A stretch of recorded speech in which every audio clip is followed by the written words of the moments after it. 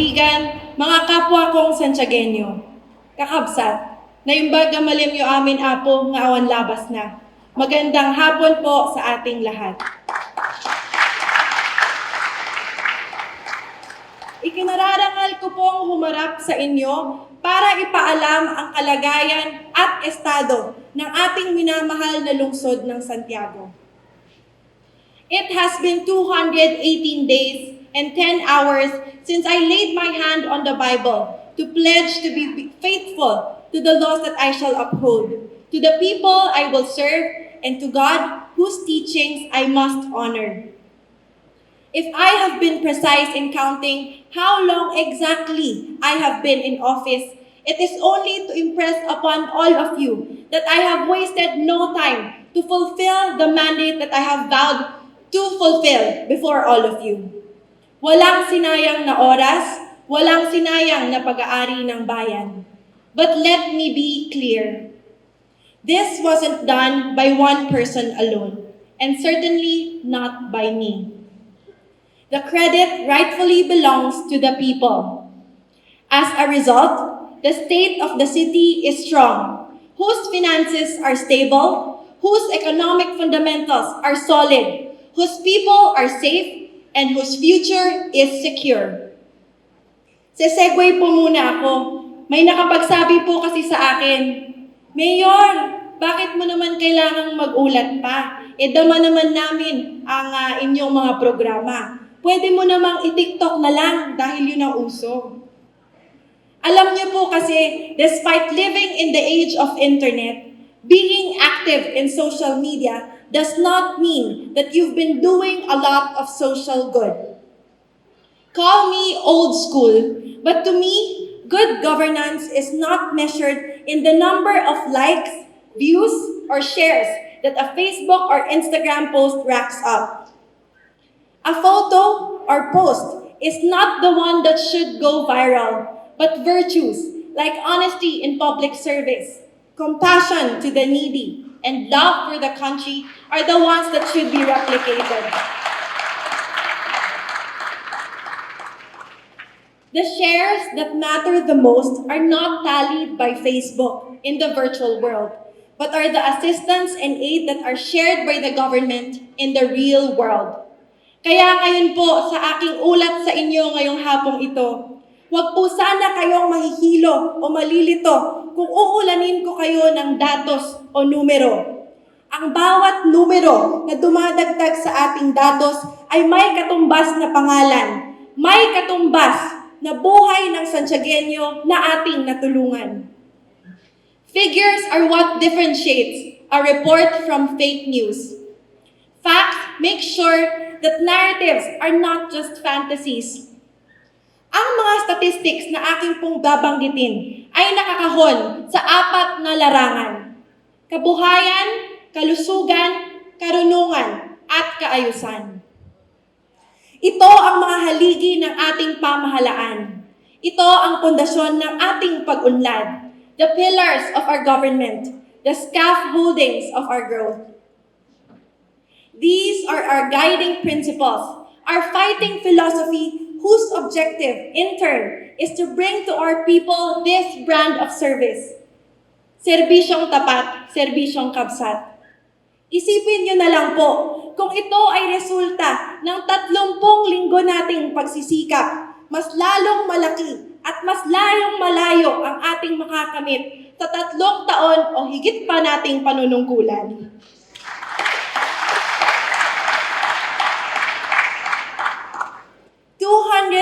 Days ago, I assumed office in a less than ideal situation.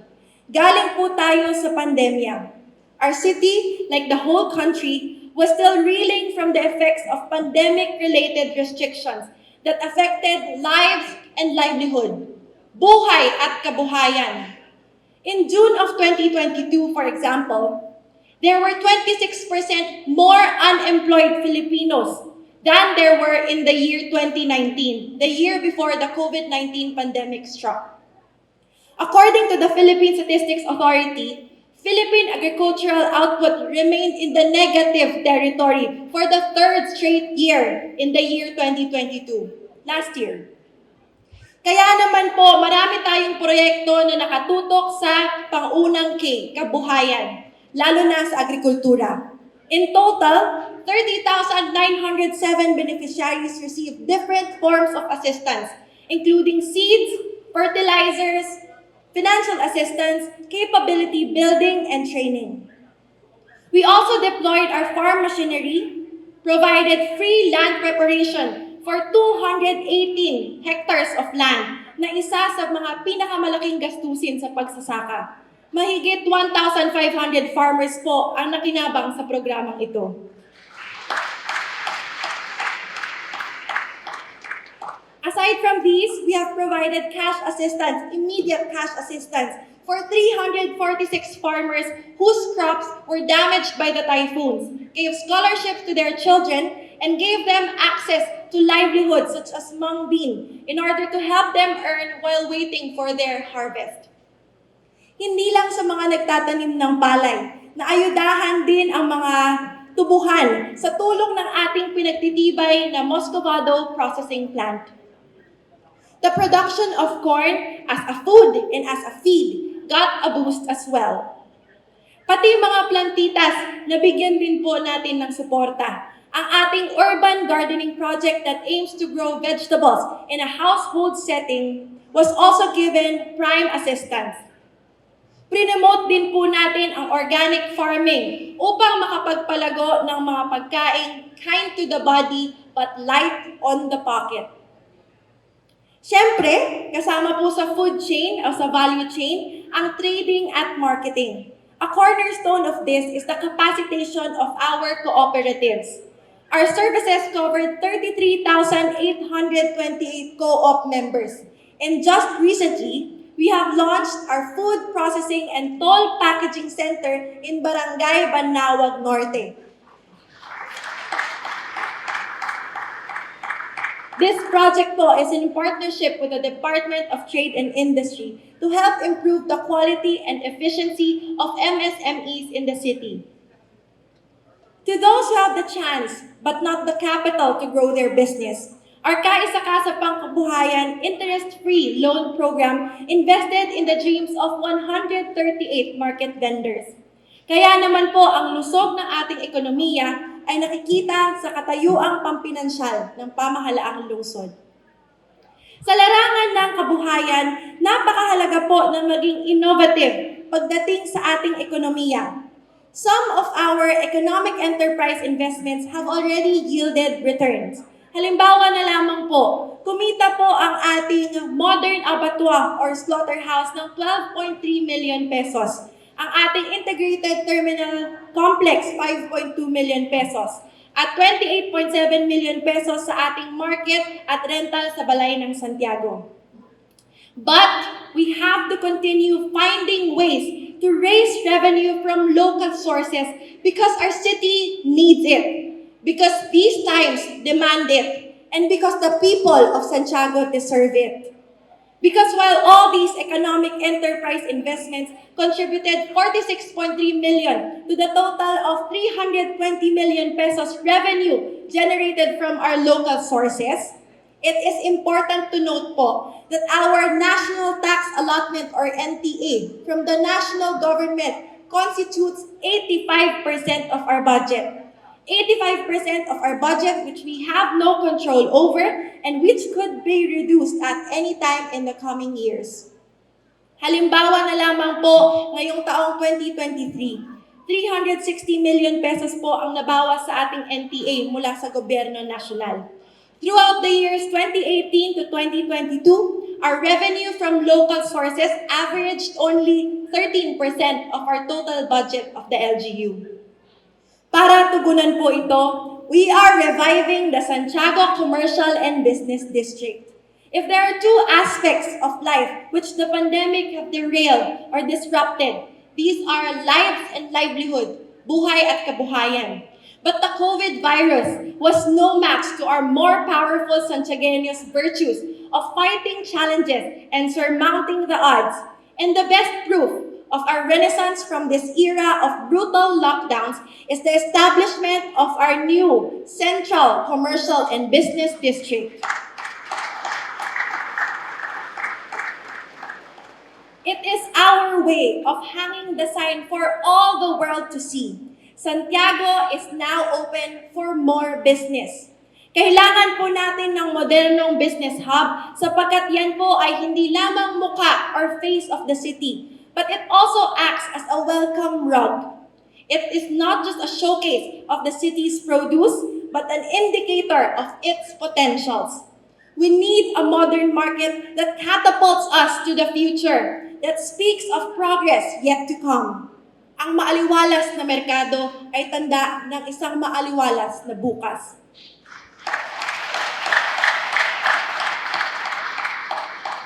But let me remind all of you po that a market consists of 3 P's: people, produce, and physical infrastructure. What the government will build is a CBD that is commensurate to the impressive products of a hard-working people. The one that will rise is merely our equity that will match the Santiagueños' entrepreneurial skills. Bukod po dito, we need to bring in new industries. This means investing in infrastructure, education, and development programs that should make our city more attractive to businesses and entrepreneurs. In this regard, I am happy to announce that we have brought in the first business process outsourcing company or BPO to our very own Santiago City. This will give our young population opportunities to earn decent wages at what we all know is one of the fastest growing industries in the rest of the country. Sa larangan naman po ng turismo, close to 90,000 tourists and excursionists checked in our hotels and checked out the sites that our city can offer. We will develop an activity and adventure spot to attract more visitors and boost our economy. We should position ourselves as an R&R powerhouse region. We can do this by leveraging our inherent accommodation, accessibility, activities, amenities, and attractions into one exhilarating visitor experience. Maniwala po kayo. We can offer them the fun, the food, and the fantastic hospitality to draw them in. Our greatest resource will always be our people, and we have gone to great lengths to prioritize the second K, kalusugan. Because we understand that there is no greater pain than having loved ones suffer from sicknesses and diseases and not having the resources we need to take care of them. We also recognize that social services are necessary when the family support system breaks down.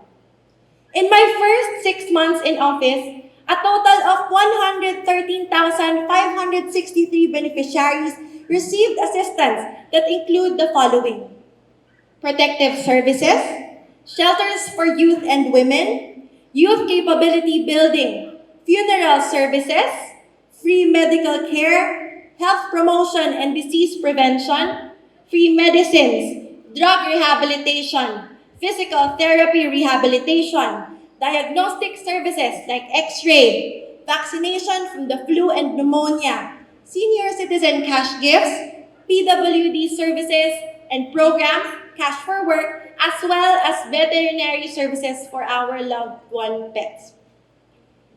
Hindi po kasama sa beneficiaries na yan ang mga Santiagueño na nakatanggap ng COVID vaccine. As of today, 136,929 beneficiaries have received their first dose, while 127,316 received their second dose. In the months ahead, we plan to step up our booster vax drive to better protect our citizens from the threat of new COVID variants. Government should not take health for granted nor treat it last. And under my watch, I promise you, it will never be. So far, our city health services, in partnership with medical specialists in the city, handled 14,837 patients in facilities. But we also practice the dictum that if the people cannot go to the health centers should go to them. Thus, 22,974 of our fellow citizens benefited from this outreach. We have also expanded our medical specialists.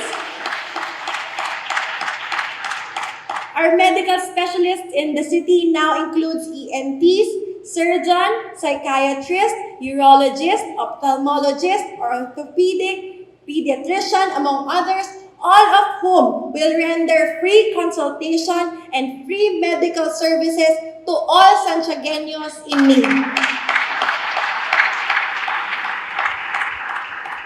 There are also other vital vaccines we gave to our people, from those who are in the dawn of life, our children, to those who are in the twilight of life, our elderly. Mandatory vaccines were given to 2,962 infants and toddlers and 2,440 seniors. And then there are those who are in the shadows of life, they who have fallen in the cracks of life, which we have helped and assisted as well.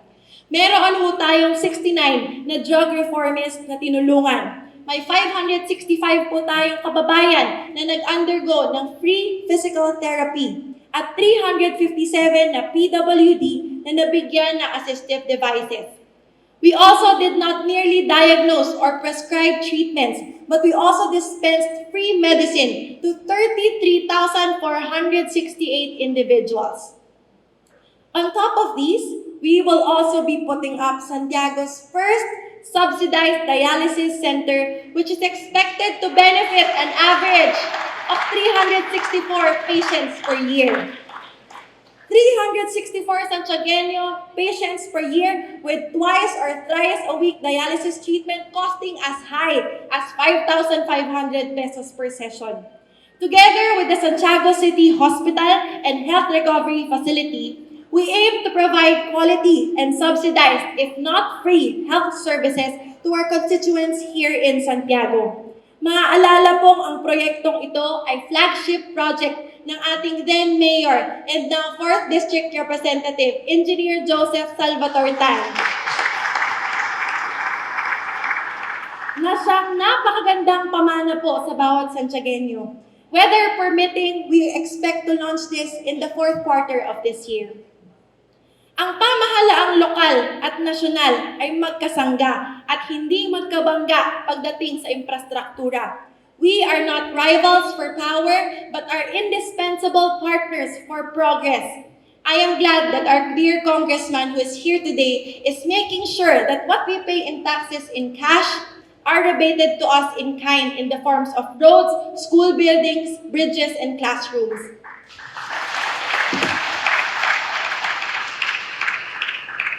At naniniwala po ako, Tito, nahihigitan ninyo ang accomplishment report ko bilang congresswoman. Isi-segue ko na rin po. Sa 3 taon na ibinigay ninyo sa akin noon bilang district representative, humigit kumulang po 53 kilometers ang ating napasimentong daan. 219 na multipurpose buildings at facilities ang ating naitayo at naiayos. 12 na school buildings, 45 flood control projects at 20 na rainwater collector system and water system ang naibaba sa ika-4 na distrito ng Isabela sa tulong ng iba't ibang ahensyo ng gobyerno.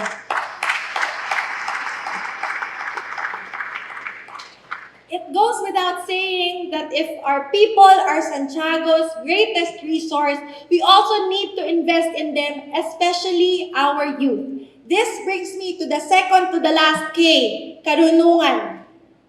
We need to provide them with the education and training that they will need to succeed in the 21st century economy, to succeed wherever they choose to go. This includes working to provide vocational training programs, scholarships, and other form of assistance.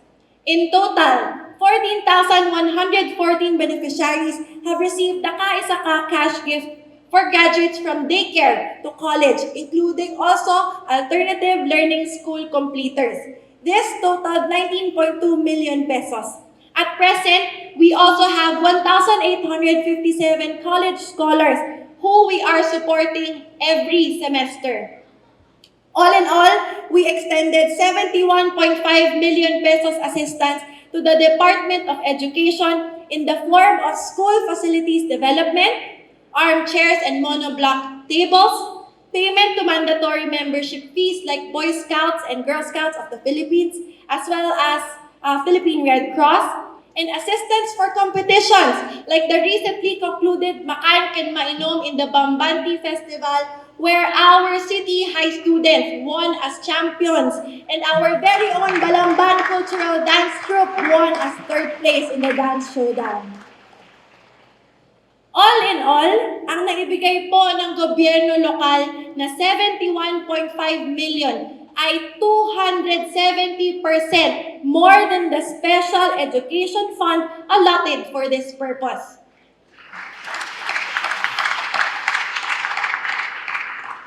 This extra 45 million we spent for education and holistic development of students will not be considered as a decrease in our resources, but are investments that will surely reap high rewards and high returns in the years to come.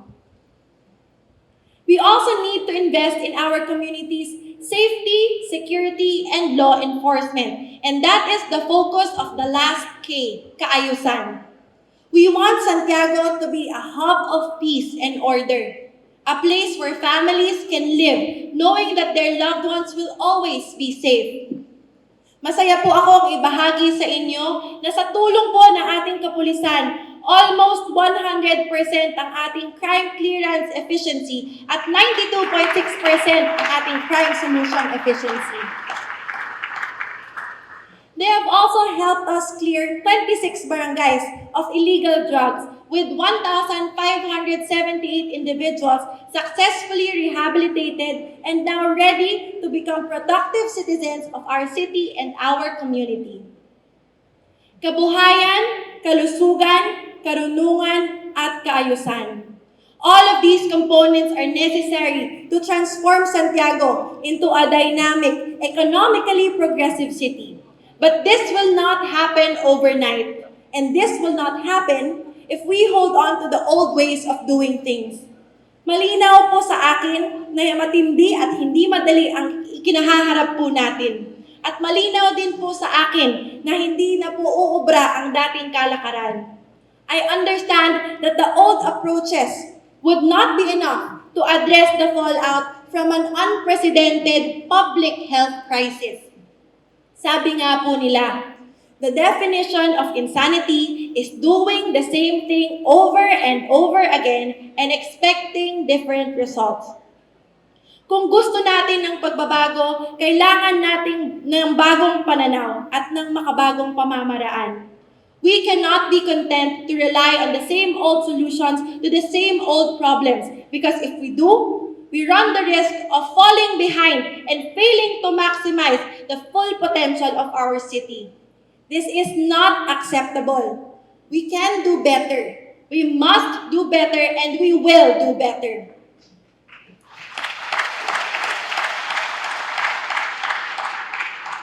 We will need to work together with purpose, determination, and a clear long-term vision of what we want to accomplish. And most importantly, we need to go down to the people that we serve. This is the whole rationale of the Kaisa Caravan that we have just launched, so that we can bring our services to them and be proactive instead of reactive, so that we can better understand what they need and we can, in turn, work to provide what is required. Because I believe that governance in this country will increase in quantum leaps if leaders listen more than they talk. In my book, it has always been wrong to attribute the progress of a city to the government alone. It is the fruit of the labors of citizens united in purpose, energized by a common dream. At ano po ang pangarap na bumubuklod sa atin? Ano man ang tayo natin sa buhay, magkaiba man ang ating pananampalataya, magkasalungat man ang ating mga pananaw. I believe it is to build not just a livable city, but a progressive city where talent is nurtured, industry is rewarded, and rights respected. A caring city where people can raise a family who whose children will rise to their full potential as they are spurred by community which values them as their greatest assets. A dynamic city where profit with honor can be gained, jobs with dignity can be secured, and property accumulated through sacrifice and sweat is protected. I recognize that we face an enormous challenge ahead of us, but I also know that we are up to the task. So let's roll up our sleeves and get to work. Nasa kamay po natin ang kinabukasan ng minamahal nating lungsod ng Santiago. I am confident that with your support, we can bring Santiago to greater heights and we can make it an even better place to raise families, to conduct business, and to live a long, happy, and prosperous life. Maraming salamat po at mabuhay po ang lungsod ng Santiago. Viva Santiago!